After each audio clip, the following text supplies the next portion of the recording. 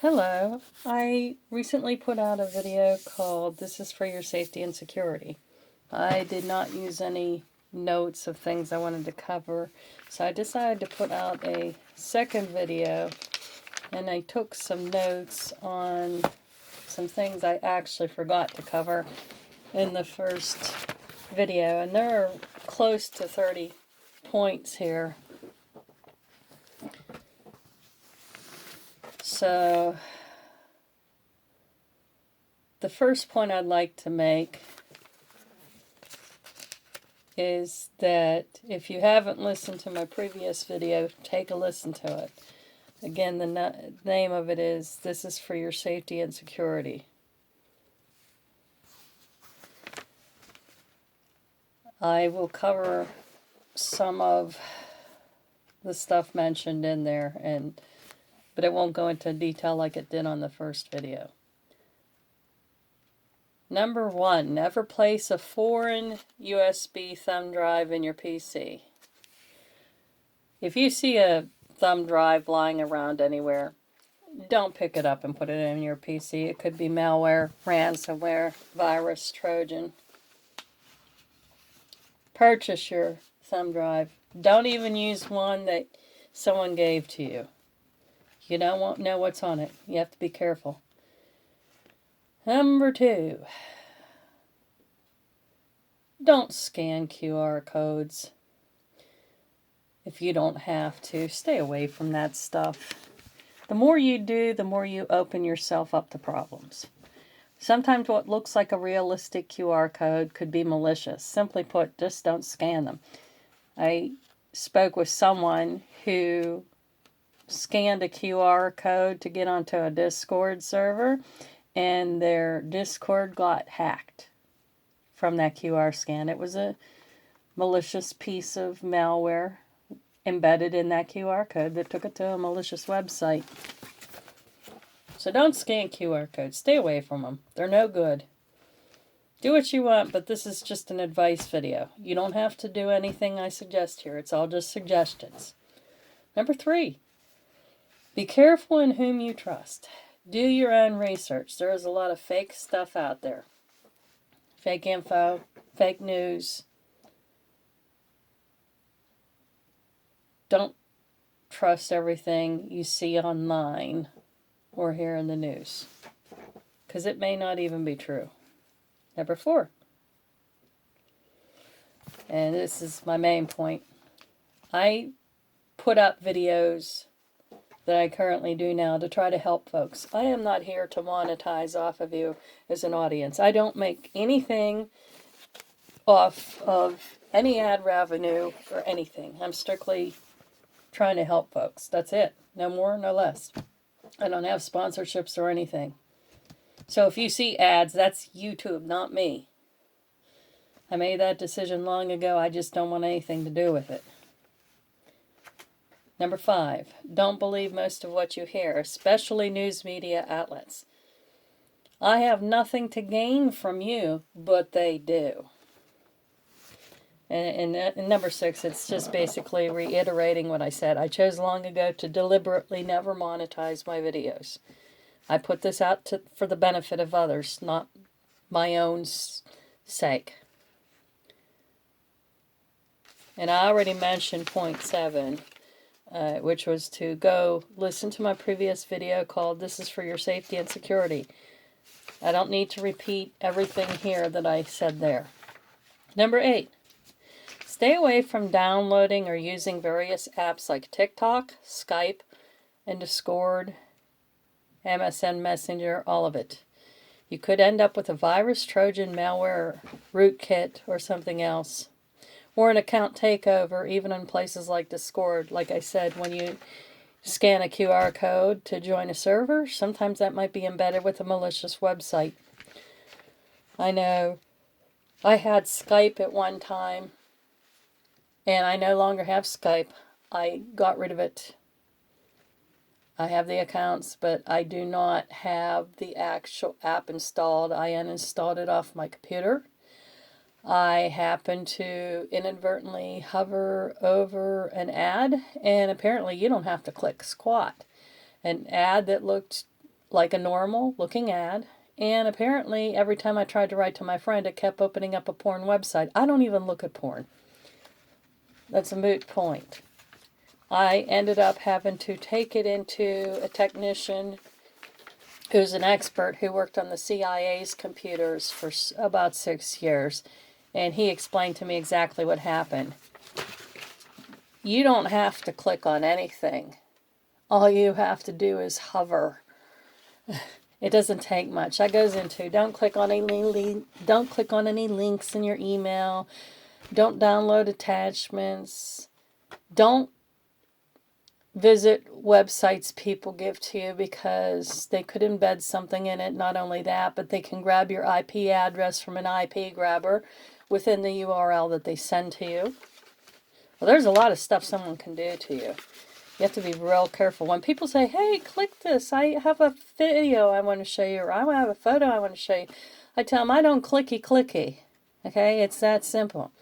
In regards to things like Discord and other things, I've had people complain to me all the time that, oh, boo-hoo, I wish you had Discord, I wish you had this, I wish you had something else. Hi, can't I talk to you? Don't you want to call me on the phone? I'm like, I barely know you. And I've been burned enough times to know better. And they will outright admit that they realize there's a lot of problems with these things. I used to have an MSN Messenger. All my friends were getting hacked on it. I got rid of MSN. You have to be real careful. Number 9, make sure you turn off your Bluetooth and Wi-Fi when it's not in use as well, because this leaves it open. Shut off your Wi-Fi sharing with your internet service provider, as well as Alexa and Echo. There's something in the settings. They give you automatically set you up to share your Wi-Fi. You have to go in and fix that. Take it that it will not share it with your neighborhood. It doesn't matter if it helps people with their tags that are missing and all this. You got to take care of you.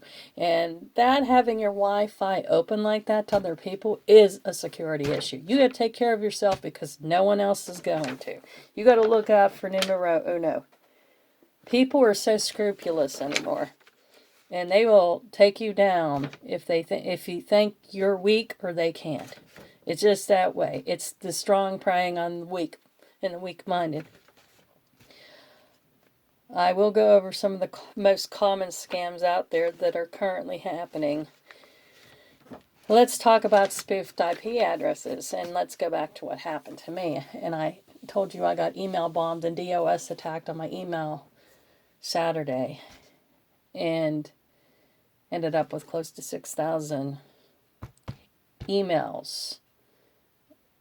And on that, they were spoofing a bank's IP address, because what they do is bigger institutions could potentially get away with sending out tons of requests that it doesn't look like a DOS attack. See, so it could have been someone from Russia or China or some other country that was doing this, not just to me, but several other people. This is why I'm putting these videos out, to get the word out to people, to make them more aware so they can do security measures and sweep up on themselves so they don't have to go and suffer through everything I've suffered through in the last several decades of my life. I'm just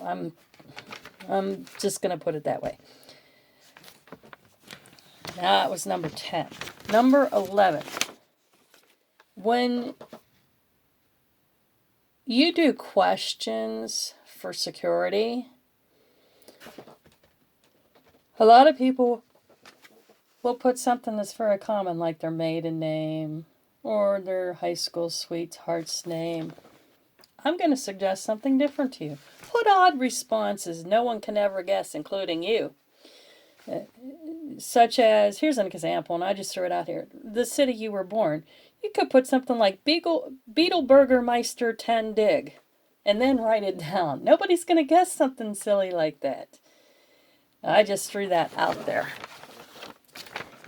Don't make it where people can have something pulled, like they'll think they have your personal info, A lot of times it's good to use an alias, especially online, or use throwaway email addresses where you can discard them after you're done using them. Make yourself basically such a difficult target that they will move on to an easier target. That's the whole point of this, being a gray man. And also with the DOS attack, make sure if you have a domain that no one made an attempt to transfer it over. This does happen. This is why it's important to put those filters in place on your email so you can capture any fraud quickly. Sometimes when people capture the fraud done against them or the theft, it's sometimes, a lot of times, it's too late to fix the problem. Point number 12, I do want to go over copyrights and trademarks. And in regards to that, I said, don't share your stuff until you have a copyright on that. Again, people will steal it if they can. Okay, they will. You can't trust people anymore nowadays. Back 100 years ago, you could leave your front door open. Okay? Now, some places you go, you can't even walk outside, or you have bars on your windows. This is how bad things have gotten. You can't even go to the grocery store sometimes without getting mugged for not your money, but food. Again, theft is on the rise, and it's getting worse. Crime is on the rise. It's getting worse. You have to police yourself. The police are not going to come running every time you have a problem. You need to learn to take care of yourself. Don't rely on the police. Don't rely on anyone. I'll get to that in a little bit. Number 11. We did that. We did number 12 with copyrights and trademarks. Don't take something that's not yours. If it's a trademark, don't do it. If it's copyright, don't do it. Be original. Learn to make your own stuff. Stop stealing people's work. And if you do have something that's stolen, a lot of times on these websites, you can do a DMCA takedown, which is a digital takedown. And you can file a copyright infringement against the person. You can also contact your attorney, but you need to copyright your material. There are different websites have different rules on it, but you know the law is on your side in regards to copyrights and trademarks. If you own either of those, you need to be diligent. A lot of times when I see copyrights and trademarks infringed, I'll actually inform the originator who made this stuff, hey, you have this person violating your copyright or your trademark. You may want to check into it. This is how you find them. I walked someone through that one time, and they said, well, I don't know what to do. And I actually walked them through a DMCA takedown. So that's, you do want to help others if you're able. That's what I'm trying to do by putting out these videos too. Number 13, change your patterns. Let me give you a few examples. So you look for those who may be trying to follow you. Let's say you're at work. Don't go and drive home the same way all the time. Make sure that you're doing a 360-degree radius at all times. You check your back. You check your sides. You check your front. Believe it or not, some amount of paranoia may save your life one day. Look for people that might be following you. If they seem like they're following you, maybe drive your vehicle over to the police station. Or just go a different way. Maybe stop at a store and just sit there. I can't tell you or recommend what to do, but I do have my own form of defense I keep with me at all times. And I'm not going to tell you what that defense is. Some people actually have to register their hands. I'll leave it at that. Most of all, stay proactive. You are your own protection. Learn some survival skills. Learn how to forage. Get back to nature, because technology is killing most of us physically, mentally, and spiritually. Number 14, never say yes if you accidentally pick up the phone. They will use it just a short clip of your voice to try to apply for credit. This goes back, though, to freezing all 3 credit bureaus. I mentioned in my previous video. Well, make sure you freeze all 3 credit bureaus unless you're going to apply for credit and then you only temporarily unfreeze it, then go back in and refreeze it when you're done. Same way with anything else, or loans, mortgages, what have you. Number 15, don't carry a purse with you, you silly willy. Use things that stay close to your body that people can't just simply grab and run off with. Use RFID blocking materials and technology. Because people have these swipers, they can walk right by you and grab your info off of your cards. Number 16. If you have a beeper for your key or a key fob that opens your vehicle, make sure when you do not have it in use, you keep it in a small Faraday bag. The reason for that, the signal can be pulled and duplicated up to about 300 feet away from the key fob, and someone can steal your vehicle without your key. So I'm letting you know, if you don't have a key protection for your key fob, such as a little itsy Faraday bag, which you can get a lot of places now, then you could end up walking outside and seeing your vehicle missing. And this has happened to people. I'm trying to go over the most common things I've heard and I've seen or I've personally experienced when I go over this stuff. And I'm trying to make it shorter than my first one, but we'll see. Number 17, play it smart. If you can use a buddy system at all times, then do so. In other words, when you go driving, if you can have someone sit in your car, do it. In regards to that too, I don't get anything from this, but if you go to doorshocks.com, that's SHOX, DOORSHOX.com, and you're tired of people dinging your doors, you can get these magnetic things that you put on your vehicle on both sides, and it has a security wire that goes inside that attaches to your window, and it's only a few seconds to put on. You put that on both sides of your vehicle, and when people blam their door against yours, because a lot of people don't care about other people's property, they will only hit the door shocks instead of dinging your door. I'm going to put that in there. Number 18. Maybe you don't like people coming on your property. Well, you have to have a very clear and legible sign that says no trespassing. If you don't, they can still come on your property if they want. So get yourself a no trespassing sign that can be enforceable. And that one is enforceable legally, as far as I'm aware. Number 19, always tell at least one person you trust your location and time, how long you might be out, when you might be back. This way, if something happens to you, then they can notify authorities. Or even, like if you fall down, get hurt, had a heart attack, whatever, they can say, well, something's not right. This person said they were going to be back by so-and-so. It's good to have some type of backup system. Number 20, keep a fake wallet on you to hand to criminals. I saw this in a comment in another YouTube video, and I thought, what a great idea. Keep a fake wallet on you with just, what have you inside of it. That way, if you're held up at gunpoint, what have you, you can hand them that fake wallet. They're not going to know the difference, and they're not going to examine it. You know what I mean? So you can hand them that. And that's another thing that goes into it. Don't keep a lot of money with you. And in regards to like the fuel problem with people going and drilling holes in people's vehicles and stuff for fuel and all that, which is really dumb.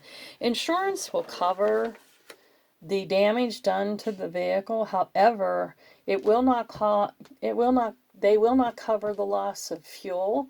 So it's good not to keep much fuel in your car. If you can keep it at a quarter tank, a half a tank or less, then you're likely to lose less money. With the price of fuel the way it is right now and what has happened in the United States, I'm recommending that you don't keep a lot of fuel in your car. This way, if some damage is done to your car in that manner, number one, they're not going to get much fuel in the first place. You can keep a gas lock or a fuel lock, but that only deters them. A lot of them are going around drilling holes. It's good to use security cameras if you can to catch the criminals. You can use body cams. You can use cameras that get footage on film for when you're driving. And that's another thing too, if you're involved in a hit and run, make sure that you get as much information as you can. If you have a smartphone, take some quick pictures, try to get the license plate number. They will be able to track the person down. And if you have a witness, that's even better. I actually had someone hit and run me last year, and they got hold of the guy. It would, at least in this state, I believe, if the person is not injured or dead, then I think it's considered a misdemeanor against the other the other driver. If I believe it, don't quote me on this. I believe, and then if you're hurt or dead, then I think it falls under felony. But that's not. I'm not an attorney giving you legal advice either. Just telling you, get as much information as you can. Remain calm and don't be argumentative. Key. Just politely ask for an exchange of information. If they refuse, don't argue. Just get as much info as you can. Number 21, have a bill checker handy if you conduct business, and don't take checks for forms of payments. A lot of times you got these scams that take place, and they'll want to send you a check in the mail and then have you cash it against your bank and then deduct a certain amount of money. Well, the check is trying to clear, but the check never clears. It's a fake check. So don't take checks from people that you don't know for payment on a product. And if you're having garage sales or anything, make sure you have a bill checker so you can make sure that the money is not fake. I don't care if it's a $5 bill. Check that sucker, because there's a lot of it floating around and you don't need problems. Number 22, never keep everything in one place ever. I'll give you an example. Let's say you get hit by a tornado. If you have everything sitting in one place, some things are irreplaceable. Now, that's another thing, too. Some people might say, well, use a security deposit box at the bank. Don't even trust security deposit boxes at the bank, because I don't remember where, but I heard about some type of government officials going inside a bank and basically confiscating a bunch of people's security boxes that did not do anything wrong, and it was just over a few people. So I'd stay away from security boxes if I were you. Find a better way to do things. Figure it out. I'm sure you can find a way. Most of the people that watch my videos are pretty dang intelligent. Okay, number 23. And I'm trying to name off some things you may not think of. If you have a prescription and travel, make sure that you keep it in the original bottle. That includes driving a vehicle. And in regards to traveling with medications, and I'm talking any medication, but more or less even federally regulated medicines, because if it's not in the original bottle and you're just carrying it in the baggie, they can handcuff you and take you off to jail. Even if you have them call the doctor, it's a moot point, okay? It's the same way if you go traveling to another country, like let's say you want to go to Japan or something, you better check first, because if you're on something like Vicodin or some federally regulated medication or something for pain or some other issue, then you could get in serious trouble with legal authorities over in the other country if you didn't check first, because there are laws in other countries of what you can and cannot take, and amounts and quantity, and it's a lot of red tape. Sometimes it's just not even worth it. Number 24, and I know I'm covering a lot. Travel lightly. The less you have to deal with, the better. That's whether in your vehicle, even in the vehicle, the more you haul in your vehicle, the more fuel you consume. It's that simple. Same way, travel lightly. Do you really want to deal with baggage in the airport if you don't have to? A lot of times they can lose your luggage. Then what? You might never have it. You're better off, if you can keep it to one carry-on bag, if you're going and flying, do so. Seriously. Number 25, don't stand out. Wear clothing that looks normal.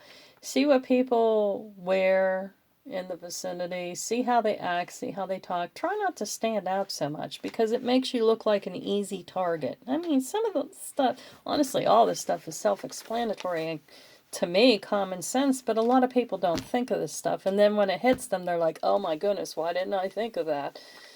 Number 26, learn some first aid, folks. You know, with everything going on, you're not always going to be able to run to the doctor for everything and the nurse. Not everyone has insurance to do that. Learn some basic first aid. Get yourself a first aid book. Take and watch some YouTube videos, what have you. Learn some first aid. Number 27, learn how to cook. I know this sounds silly, but how much do you spend eating out every week? Yeah, some of us can't afford stuff like that. I tend to cook at home. Number 1, it's too costly to eat out. Number 2, you don't know what they did to your food. You're trusting them to handle your food. You know how many stories I've heard of things like people spitting in someone's drink and then the person getting some type of disease or infection from the spit? Yeah, you really have to have unless you're standing right there watching that. I've seen, and I know this is going to sound disgusting, I've seen, and I'm not going to say the name, a place where they make food, and I watched the girl make my food. She stood there, scratched her head, touched the food, scratched her butt. Yeah, we'll leave it at that. And I told him, I don't want the food. So you're better off cooking at home, honestly. Unless you really trust the establishment making your food, don't do it. Stay away from it. Number 28, rely on only 2 people, God and yourself. Most folks fall short and are not going to care what happens to you in general, especially when crap hits the fan. As they say, mow your own lawn first before your neighbor's. It's nice to help people and everything, but you got to take care of yourself. No one's going to do that for you. Don't expect a handout from the government. Don't expect a handout from the food bank. Learn how to do things like forage, first aid, and your basics. And then really, that's all I'd say on this. I'm sure I could make a longer video than this, but this is pretty much the 3 pages of notes I have here that I wanted to go over that I did not go over on the first video. So I hope this helps between this video and the video I put out previously. Take care and God bless you.